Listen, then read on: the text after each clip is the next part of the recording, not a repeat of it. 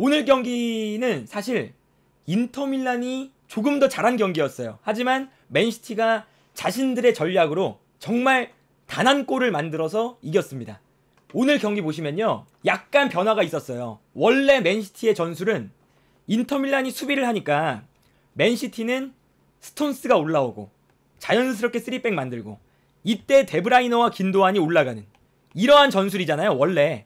근데 오늘 과르디올라가 인터밀란이 완전히 수비로 내려서니까 어떤 아이디어를 가져왔냐? 긴도안, 데브라이너, 스톤스 3명을 올렸습니다. 그러니까 이거는 앞쪽에서의 숫자를 늘리면서 어떻게든 인터밀란을 압박하겠다 라는 거였거든요. 근데 여기서 안 좋았던 건 뭐냐면 스톤스가 올라가니까 데브라이너가 중앙 내지는 왼쪽에서 플레이를 했어요. 근데 요 위치 변화가 오늘 경기 일단은 안 좋았습니다.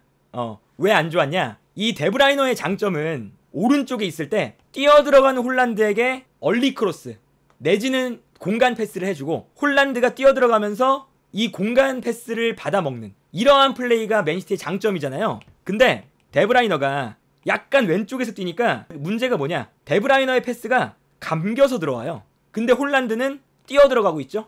이러니까 오늘 홀란드랑 데브라이너의 콤비가 거의 안 나왔습니다. 오늘 경기에서 데브라이너와 그 스톤스의 위치 변화 이런 건 일단 실패였어요. 그리고 인터밀란이 맨시티의 공격이 잘 안 풀리니까 오히려 인터밀란이 잘하기 시작합니다.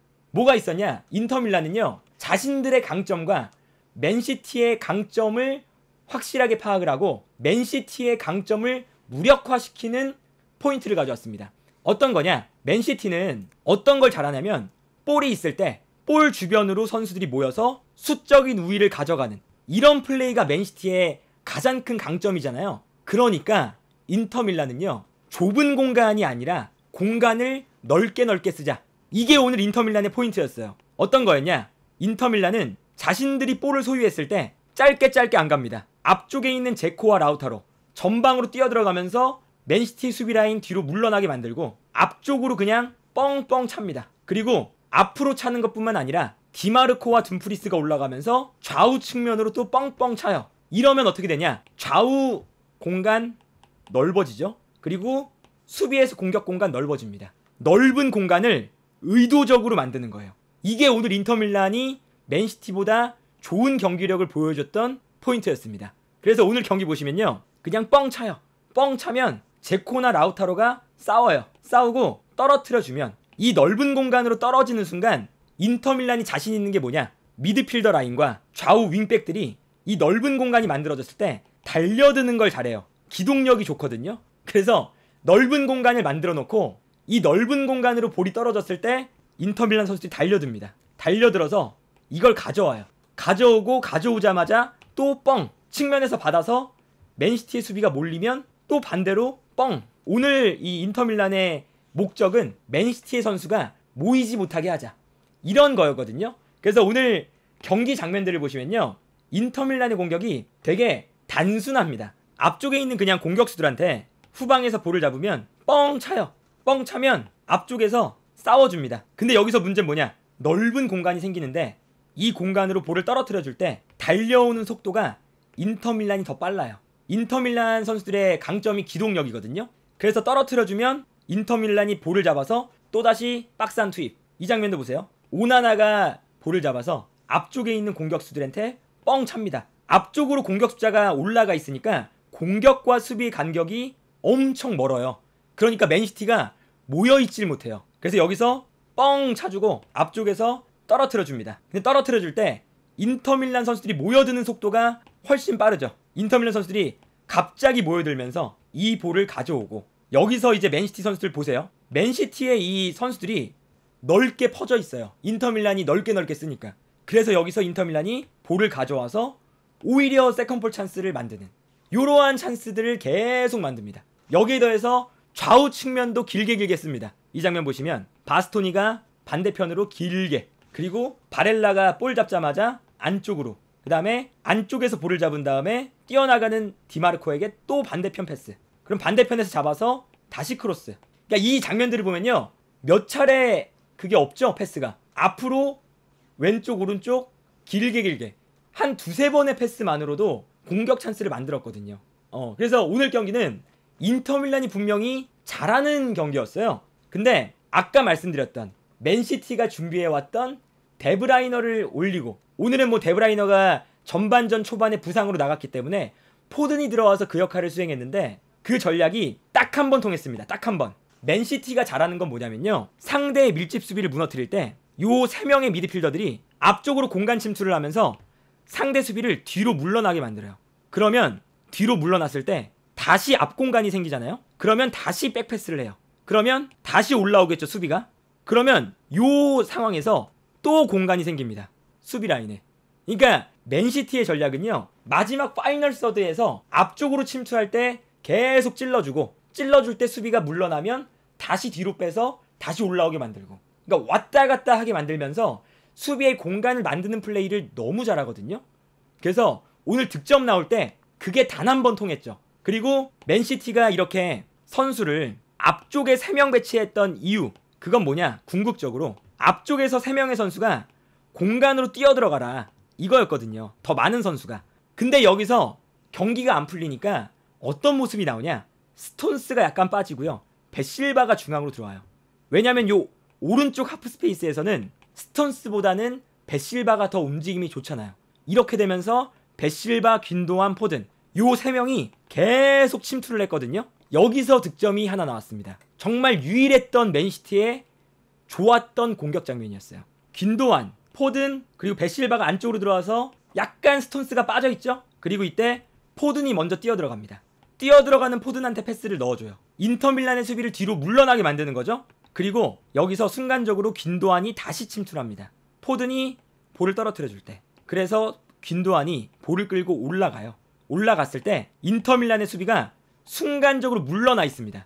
근데 여기서 인터밀란의 수비가 많으니까 다시 맨시티가 백패스를 해요. 그래서 이 다음 장면을 보면 포든이 볼을 잡은 다음에 공격을 더 이상 진행하지 않고 다시 뒤로 볼을 돌려요. 그러니까 인터밀란의 수비가 뒤로 물러났다가 다시 올라옵니다. 근데 이때 올라왔다가 내려갔다가 반복이 되니까 인터밀란의 수비가 순간적으로 조직력이 무너져 있었어요. 그러니까 그 순간 베실바가 뛰어들어가는 걸 놓쳤습니다. 그리고 이 패스가 들어가면서 완벽하게 인터밀란의 수비가 무너지는데, 여기서도 실바가 볼을 잡았을 때 인터밀란 수비가 다시 끌려 들어가죠. 끌려 들어갈 때 포인트, 뒷공간이 빕니다.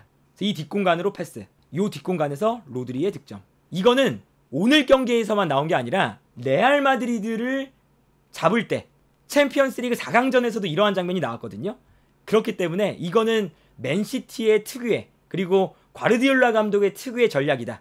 그리고 이 전략이 정말 오늘 경기에서 단 한 번 통했는데 이 한 번의 장면으로 득점을 만들었다. 그러니까 이게 인터밀란이 너무 잘했지만 결국에는 인터밀란의 문제는 공격 라인에서의 너무 투박한 문제가 있었죠. 인터밀란이 분명히 잘했어요. 더 공격 찬스도 많았고 결정적인 찬스가 애초에 많았습니다. 근데 그거를 라우타로, 루카쿠 이런 선수들이 마무리를 못하니까 맨시티는 90분 내내 시간이 주어지면 한 골 이상은 만들 수가 있는 팀이잖아요.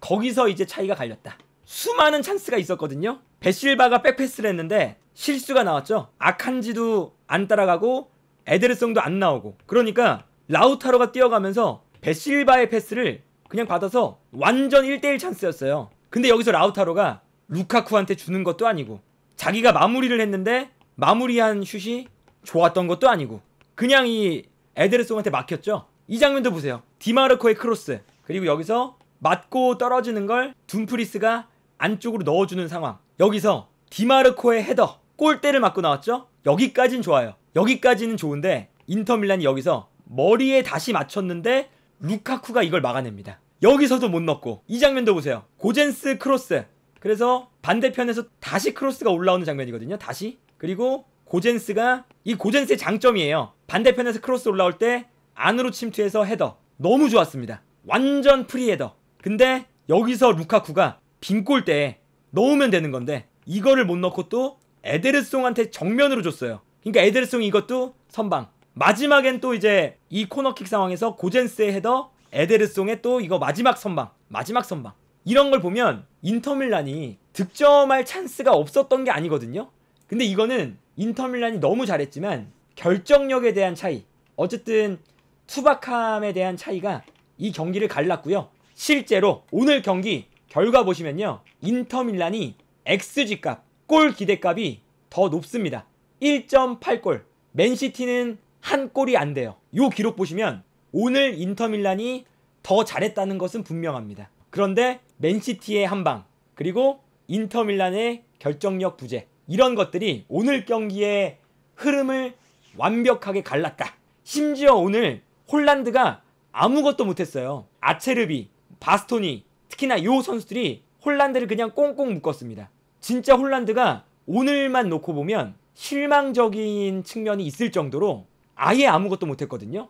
그래서 수비도 잘하고 공격도 잘했는데 이런 결정력의 차이가 컸다. 그리고 맨시티는 자신들의 이 전략을 90분 동안 단 한 번 통해서 결국 득점이었다. 그래서 오늘 경기 맨시티가 그토록 염원하던 트로피를 비로소 들어 올렸습니다. 그동안 맨시티가 우여곡절이 너무 많았어요. 결승전에서 균도한 수비형 미드필더 기용으로 인한 탈락, 토트넘과의 경기에서 토트넘에게 탈락, 리옹과의 경기에서 리옹에게 탈락, 모나코에게 탈락 등등 맨시티가 앞서 있는 전력인데 떨어질 때가 많았거든요. 심지어 오늘 경기도 미끄러질 뻔했어요. 심지어 오늘 그 한 골이 안 나왔으면 오늘 과르디올라의 전술 변화도 욕 많이 먹었을 거예요.